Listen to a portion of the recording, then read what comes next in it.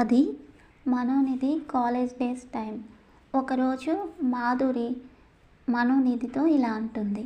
ఒకరోజు ఐశ్వర్య మాధురి మనోనిధితో ఇలా అంటుంది, ఎందుకక్క వరుణ్ రాజ్ అంటే నీకు అంత ఇష్టం? అప్పుడు మనోనిధి, ఎప్పుడు నేను అడుగుతా ఈ విషయం నిన్ను, కానీ ఈరోజు నువ్వు నన్ను అడుగుతున్నావా? చరణ్ సందేశ్ అంటే నీకెందుకే అంత ఇష్టమని నేను నిన్నెప్పుడూ అడుగుతూ ఉంటాను అంటుంది మనోనిధి. అక్క అని చిన్న నవ్వు నవ్వింది ఐశ్వర్య మాధురి. ఏమోనే తెలియదు, కానీ చాలా ఇష్టం. తనతో పెళ్ళయి ఒక పాపనో బాబునో పుట్టిన తర్వాత నేను చనిపోయినా పర్లేదు, తన ప్రతిరూపానికి జన్మనిచ్చి తర్వాత నేను చచ్చిపోయినా పర్లేదు అంటుంది మనోనిధి. అబ్బా అక్క, నేను కూడా ఎప్పుడు ఇలానే అనుకుంటా అక్క. సందేశ్ విషయంలో మన ఇద్దరి ఆలోచనలు సేమ్ ఉంటాయేంటక్క అసలు అంటుంది ఐశ్వర్య మాధురి. రైటర్ మాట. ఓసే తిక్క మొహాలారా, మైండ్ ఉందా మీకు? మనోనిధి, ఏంటి ఒక పిల్లాడినో పిల్లనో కానీ చచ్చిపోతావా? చచ్చిపోతే పర్లేదా? నీకోసం అంత రిస్క్ చేసి పెద్దలని కాదని పెళ్లి చేసుకొని నీతో కాపురం చేస్తే ఒక బిడ్డని కానీ చనిపోతే వాడి గతం కానీ ఎర్రి మొహందానా, నీకు తల్లి ప్రేమ దక్కలేదు. ఇప్పుడు నీ బిడ్డకు కూడా తల్లి ప్రేమని దూరం చేసి వెళ్ళిపోతావా? ఆ బిడ్డని భూమి మీద వేసి నీ చావు నువ్వు చేస్తే ఆ బిడ్డ పరిస్థితి ఏంటి? పెళ్లి చేసుకున్నవాడు మా అంటే 1 year ఉంటాడు నీ జ్ఞాపకాలతో. తర్వాత నిన్ను ప్రేమించి పెళ్లి చేసుకున్నవాడు మా అంటే 1 year ఉంటాడు నీ జ్ఞాపకాలతో. తర్వాత వాళ్ళ తల్లిదండ్రులు చెప్పినట్టు వేరే పెళ్లి చేసుకుంటాడు.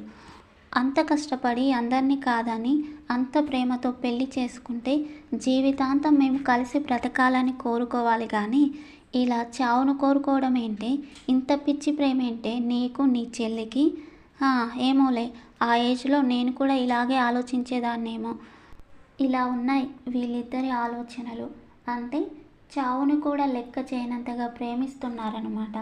ఇలాంటి వాళ్ళు ఇంకెంతమంది ఉన్నారో తెలియదు, కానీ ఇలా కాలం కొనసాగుతూ ఉంది. మనోనిధి వరుణ్ రాజ్ ఆలోచనలతో బ్రతికేస్తుంది. గుండెల్లో బాధతో వరుణ్ రాజ్ చేసే ఒక్క మెసేజ్ కోసం, ఒక్క ఫోన్ కాల్ కోసం ఎంతగానో ఎదురు చూస్తూ వచ్చింది. ఎదురు చూసి చూసి చూసి ఎదురు చూసిన కనులకి విసుగు పుట్టి తనకి నాపై ప్రేమ ఉంటే చేసేవాడు, కానీ నేను తనని ప్రేమించినట్టుగా తను నన్ను ప్రేమించట్లేదు, నాపై తనకిక ఎప్పటికీ ప్రేమ కలగదు అని అర్థమైంది నాకు అని తనలో తాను బాగా బాధతో దుఃఖాన్ని దిగమింగుతూ ఉంది. తనని బలవంతంగా నా ప్రేమలోకి లాగడం తప్పు కాబట్టి పుట్టి పుట్టగానే చచ్చిపోయే నా ప్రేమకి చెక్ పెట్టేద్దాం. ఇప్పుడు నాలో చెప్పలేనంత దుఃఖం తన్నుకొస్తుంది. నాకే ఎందుకు ఇలా జరగాలి?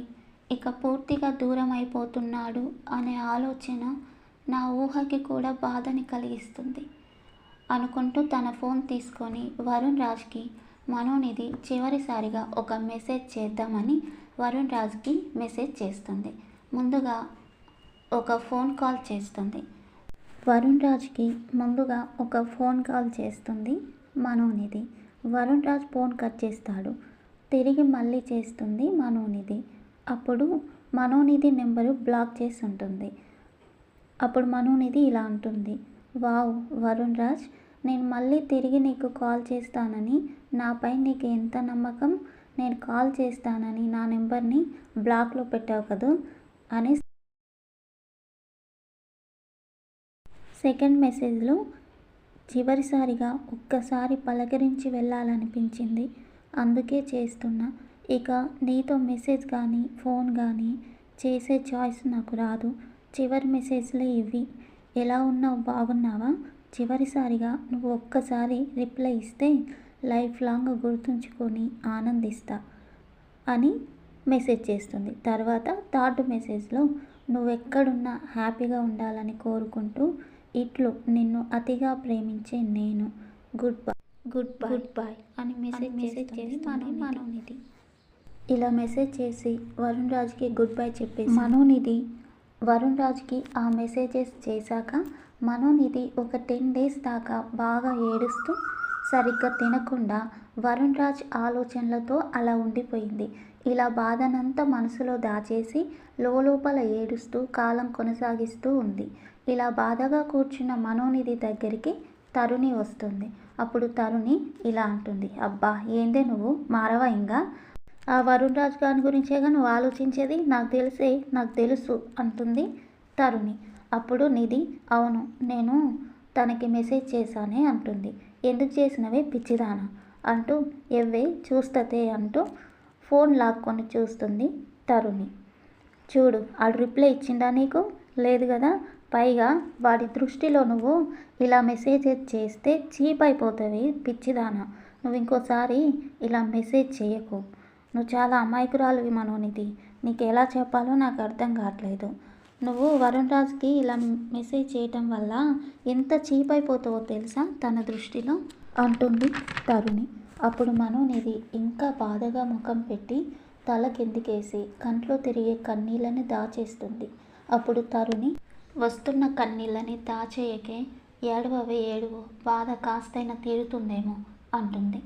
అంతసేపు అక్కడే ఉండి వీరి మాటలని మౌనంగా వింటూ కూర్చున్న మేరీ జాస్మిన్ లేచి నిధి దగ్గరికి వచ్చి భుజంపై చేయి వేసి బాధగా చూస్తూ బాధతో వచ్చే సన్నని స్వరంతో, ఏడు భారం తగ్గుతుందేమో అంటుంది. అప్పుడు మనోనిధి మేరీ జాస్మిన్ని తరుణిని పట్టుకొని గట్టిగా ఏడ్చేస్తుంది. అసలు నాకే ఎందుకు ఇలా? నాకే తల్లి ప్రేమ ఎందుకు దక్కకుండా పోవాలి? నాకే నేను ప్రేమించిన వాడి ప్రేమ దక్కకుండా ఎందుకు పోవాలి? అసలు నాకే ఎందుకు ఇలా జరుగుతుంది? ఇవన్నీ ఆలోచిస్తూ నేను మెంటల్గా ఫిజికల్గా చాలా క్షీణించిపోయా. ఆ విషయం మీకు తెలుసు. కానీ బయట చాలామంది నేను ఇలా వీక్గా ఉన్నానని చాలా హేళనగా మాట్లాడుతున్నారే. నన్ను చాలా ఇబ్బంది పెడుతున్నారు వాళ్ళ మాటల చేత. బయటికి వెళితే వారి మాటలతో నన్ను కాకుల్లా పొడుస్తున్నారే. వాళ్ళనే ఒక్కొక్క మాట నా హృదయాన్ని ముక్కలు చేస్తున్నాయి. పదే పదే వారి మాటలు నన్ను ఏడిపిస్తున్నాయి. వారనే మాటలు పదునైన బాణాల్లా నా గుండెని గాయం చేస్తున్నాయి.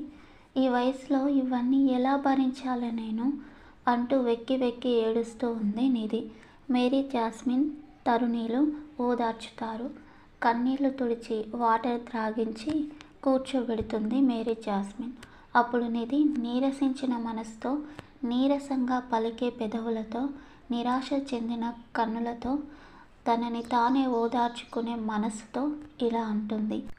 అలసి సొలసిన హృదయం, సొమ్మసిల్లి పలికే మాటలు, పుట్టి చచ్చిన ప్రేమ అనే చేదు జ్ఞాపకాలతో చెదిరిన జీవితం, కలలాగా మిగిలిపోయిన ఒక కావ్యం, కథే మారిపోయిన కథనం, కథలోకి మరలా తిరిగి రాని ఓ మధుర జ్ఞాపకం నా ప్రేమ అంటుంది. అలసి సొలసిన హృదయం, సొమ్మసిల్లి పలికే మాటలు, పుట్టి చచ్చిన ప్రేమ అనే చేదు జ్ఞాపకాలతో చెదరిన జీవితం, కలలాగా మిగిలిపోయిన ఒక కావ్యం, కథే మారిపోయిన కథనం, కథలోకి మరలా తిరిగి రాని ఓ మధుర జ్ఞాపకం నా ప్రేమ అంటుంది మనోనిధి. ఇలా కాలం కొనసాగుతూ ఉంటుంది. అది 2023 30వ తారీఖు 11వ నెల 2023. ఈ రోజున జనరల్ ఎలక్షన్స్ అయితే జరుగుతున్నాయి. 5 ఇయర్స్ తర్వాత, 5 సంవత్సరాల తర్వాత ఇప్పుడు 30వ తారీఖు 11వ నెల 2023న మనోనిధి వరుణ్ రాజుని చూసింది. మనోనిధి వాళ్ళ చెల్లి నిత్యానందన, మనోనిధి స్కూటీపై స్కూల్ దాకా వెళ్ళారు ఓటు వేయడానికి. మనోనిధి వాళ్ళ చెల్లి నిత్యానందన, మనోనిధి కలిసి స్కూటీపై స్కూల్ దాకా వెళ్ళారు ఓటు వేయడానికి. అప్పుడు సమయము 2:43 అలా అవుతుంది. మనోనిధి గేట్ దాటి స్కూల్ లోపలికి వెళ్ళగానే వరుణ్ రాజ్ ఓటు వేయడానికి లైన్లో నిలబడ్డాడు. మనోనిధి వరుణ్ రాజుని చూసింది. ఇద్దరి రూమ్ నెంబరు అదే 9th క్లాస్. ఇక మనోనిధి లేడీస్ లైన్లో నిలబడి జెంట్స్ లైన్కి ఆపోజిట్లో నిలబడింది. వరుణ్ రాజ్ చూశాడు. ఇక మనోనిధి ఆనందం ఉరకలు వేసి ఎక్కడ లేని ఉత్సాహం వచ్చింది. వరుణ్ రాజ్ వైపే తదేకంగా చూస్తూనే ఉంది. నిధి మనసులో ప్రేమ, చూపుల్లో ప్రేమ ఉంది. వరుణ్ రాజ్ చూపుల్లో గర్వం ఉంది. ఈ అమ్మాయి ఆ అమ్మాయి కదా, ఇంకా ఇట్లనే ఉంది కదా అన్నట్టుగా ఉంది వరుణ్ రాజ్ చూపు. మనోనిధి చూపంతా వరుణ్ రాజ్ పైనే ఉంది. ఇలా చూస్తూనే ఉంది, అలా చూస్తూనే ఉంది. వరుణ్ రాజ్ ఓటు వేయడానికి క్లాస్ రూమ్లోకి వెళ్తే లైన్లో నిలబడి కిటికీలో నుండి వరుణ్ రాజ్ వైపు చూస్తూ ఉంటుంది మనోనిధి. వరుణ్ రాజ్ ఓటు వేసి బయటకు వచ్చి ఫ్రెండ్స్తో మాట్లాడుతూ ఉంటే చూస్తూ ఉంది నిధి. వరుణ్ కూడా నిధిని చూస్తూనే ఉన్నాడు. వరుణ్ ఫ్రెండ్స్తో మాట్లాడుతూ గేటు దాకా వెళ్ళాడు. గేటు దాటే సమయంలో నిధి వైపు చూశాడు. స్కూల్ బయటికి వెళ్ళి స్కూల్ ప్రహరీ గోడ కాంపౌండ్ వాల్ బేస్మెంట్ ఎక్కి గోడ మీద నుండి తొంగి చూశాడు. వరుణ్ రాజ్ చూసే సమయంలోనే మనోనిధి చూడగానే గోడ దిగి వెళ్ళిపోయాడు వరుణ్ రాజ్. ఇక మనోనిధి ఇంటికి వచ్చాక ఐశ్వర్య మాధురికి ఫోన్ చేసి హ్యాపీగా చెప్తూ ఉంటుంది. అప్పుడు ఐశ్వర్య మాధురి, అక్క నువ్వు అనుకున్నంత ఏమీ లేదక్క, తనలో వాళ్ళకి డబ్బు గ్యాస్ ఇవే ఇంపార్టెంట్ అక్క, అందుకే నిన్ను మిస్ చేసుకున్నాడు. తనకి నీపై లేదు. నీకెందుకు అక్క తనపై అంత ప్రేమ? వదిలేసేయి అక్క. వరుణ్ వేరే అమ్మాయిని పెళ్లి చేసుకుంటాడంట. కట్నం వస్తుంది, వాళ్ళ క్యాస్ట్ అమ్మాయి వస్తుంది. ఆస్తులు అంతస్తులు డబ్బు ఇవే వారికి కావాల్సింది. ఇలాంటి చాలామందికి ప్రేమ విలువ తెలియదక్క. ప్రేమ విలువ తెలియని వాడిని నువ్వు ప్రేమిస్తున్నావు.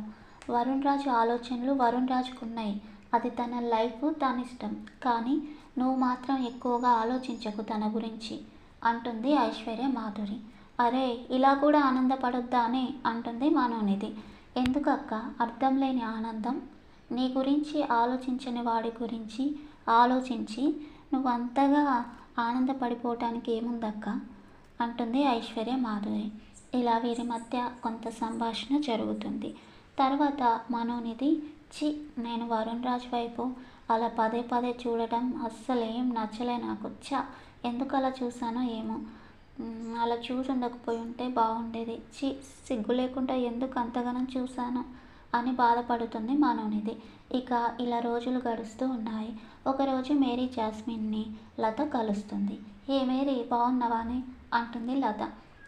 బాగున్నాయి, నువ్వు బాగున్నావా అంటుంది మేరీ జాస్మిన్. ఇలా కొద్ది సమయం మాట్లాడుకున్నాక లత ఇలా అంటుంది మనోనిధితో. లత ఇలా అంటుంది, అవునే నువ్వు మనోనిధి లవ్ స్టోరీని రాసి వీడియోస్ చేస్తున్నావు కదా? అవును అంటుంది నిధి. కాదే, లవ్ స్టోరీ ఎలా జరిగిందో సేమ్ అలానే ఉన్నట్టు రాసి వీడియోస్ చేసి పెడుతున్నావు. ఎలా జరిగిందో అలాగే స్టోరీ రాసి వీడియోస్ పెడితే ఎవరు చూస్తారే? కాస్త కల్పించి రాయాలి కానీ అంటుంది లత. అదేందే అలా అంటున్నావు అంటుంది మేరీ జాస్మిన్. అంటే బోర్ కొడుతుంది కదా చూసే వాళ్ళకి. ముందే దాని లవ్లో ముద్దు ముచ్చట రొమాన్స్ ఇలాంటివి ఏమీ ఉండవు కదా అంటుంది లత. నేను నిజాన్ని మాత్రమే ఆడియన్స్కి చూపించాలని అనుకుంటున్నా. జరిగిన ప్రేమ కథ యాజ్ టీజ్గా ఎలా ఉందో అలా రాసి రియాలిటీని వాళ్ళకి చూపించాలని అనుకున్నా. కల్పిత కథలు మనకిష్టం ఉన్నట్టు రాయొచ్చు, బట్ రియల్ స్టోరీస్ జరిగిపోయిన రియల్ లవ్ స్టోరీని అలా రాయలేము. జరిగింది మాత్రమే రాస్తాము. కల్పించుకొని రాస్తే కథ చాలా బాగుంటుంది. చాలా కథలకి చివరికి ముగింపు శుభం పడుతుంది. కానీ జరుగుతుంది రాస్తే అది ఎలా ముగుస్తుందో తెలియదు. ముగింపు ఏదైనా కానీ జరిగిందే రాస్తాను. ఏది ఏమైనా రియాలిటీ మాత్రమే చూపిస్తా ప్రేక్షకులకి. నేను ఇంటర్ ఫస్ట్ ఇయర్లో రాసిన స్టోరీ మా క్లాస్మేట్స్కి అందరికీ బాగా నచ్చింది. కానీ నేను అది వీడియోస్ చేయకుండా దీన్ని చేస్తున్నా.